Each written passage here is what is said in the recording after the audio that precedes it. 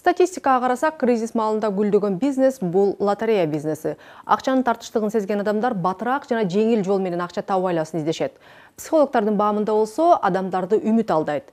Мындан бир нече жыл мурун Карнеги Мейлон университетинин экономисттери адамдардын лотерея ойноо мотивтерин түшүнүү үчүн бир катар эксперименттерди жүргүзүшкөн. Жана анын жыйынтыгына карасак, адамдар өздөрүн канчалык кедей сезсе, ошончолук лотереяга көбүрөөк ишенишет. Ал эми ийгиликтин шансы канча? Муну элдик экономика рубрикасында Наргиза Рыскулова эсептеп чыкты.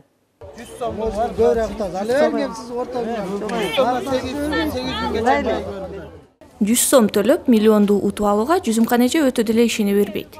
Бирок антсе дагы үмүттөнүп учурда лотерея билетин алып коет. Өзгөчө кошунасы 40 000 жеңип алгандан кийин ишенгенин айтат. Ары бери өтүп басып жүрө беришет, анан көбүнчөсүн биз жанагындай миллион эмес, мындай 50 сомдук бар го, стереотип. Ошондой эле алабыз. Лотереяны уюштуруучулар үчүн оюн бул каражаты топтоо жолу гана. Кыргызстанда 2014-жылы 42 лотерея катталган. Алардын арасынан 24-ü мекемелер, 18-и жеке ишкерлер. Алардын 14-ü гана салык төлөшөт. Ал эми 30-у бир жолу гана лотереяны жарнама катары ойнотушкан. Кумар оюндарын анын ичинде лотереяны көзөмөлдөө мамлекеттин иши. Башка өлкөлөрдө мамлекет өзү бюджеттин киреше бөлүгүнө каражат тартуу үчүн лотереяларды сатыкка салат. Кыргызстанда болсо лотерея бизнесинин түшкөн салыктар 3 миллион сомду гана түзөт. Лотерея бизнесин тескей турган жаңы мыйзамдын автору депутат Дастан Бекешев. Мамлекет лотерея бизнесин көзөмөлдөшү керек дейт. По сути, что лотерея это у нас игра, и надо открыто говорить, это азартная игра. Лотерея бул кадимки эле кумар оюну. Демек биз аны көзөмөлдөшүбүз керек. 2009-жылы изилдеп көргөндө лотереянын уюштуруучулары элди алдап, утуп алган байгелерин бербей качып кеткен учурлар болгон.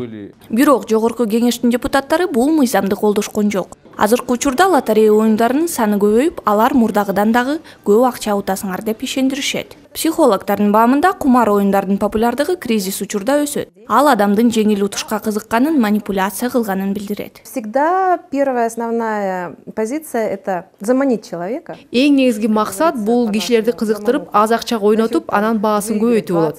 Мисалга, адам 20 сомго ойноп 100 сом жеңет. Анан аны дагы ойно, жеңбедиңби деп көбүрөөк акчага ойнотушат. Адам болсо сезимине берилип кетип, такыр эле өзүн жоготуп ойной берет. У нас голова начинает работать хуже. Ал учурда лотереяны жеңип алгысы келген адамдардын саны өсүп жатат. Алардын көбү жеңиштин аз мүмкүнчүлүгү эсептелип чыкканын билишпейт дагы, жума сайын жаңы билет алышат. Жаңы мыйзамды иштеп чыгаардын алдында Дастан Бекешевдин командасы чакан изилдөө өткөргөн. Ага ишенсек, лотерея ойногондордун 33% эч нерсе жеңишпейт. Мисалы, лотереянын тиражы 1000 болсо, 72 киши гана жеңишке таандык болот. Алардын 67-синин жеңиши билеттин баасынан да аз 100 сомго гана жетет. 5 кишиге 500 сомдон жеңиштер тиет. Ал эми 150 миңдин бир гана пайыз катышуучулары жеңет. Башкача айтканда 10 миңден бир киши гана. Ал эми миллионер болуу шансы 2 миллион катышуучудан бир гана кишиге тиет. Постоянно ай сайын ойноп, ойнойсуң, мына жакшы. Постоянно ойноп турабыз. Болгон акчасын баарын ушул жерге ойноп кетишет, мына пенсионерлер келишет, титиреп күн суукта келип алып, ойношот ушул жерге келип, мына күн сыз буттарына сүзөт, ушул жерде кечкече жанагы тиретечиш ойношот. Ой, рекламадан бир өтпөй миллионер бололу деп, бололук деп эле аракет кылабыз. Болбойт. Жүзүмканече бул жолу дагы өзүнүн миллионун жеңген жок. Биздин эсеп менен таанышып, эмки жолу ойношту эки ойлоном дейт.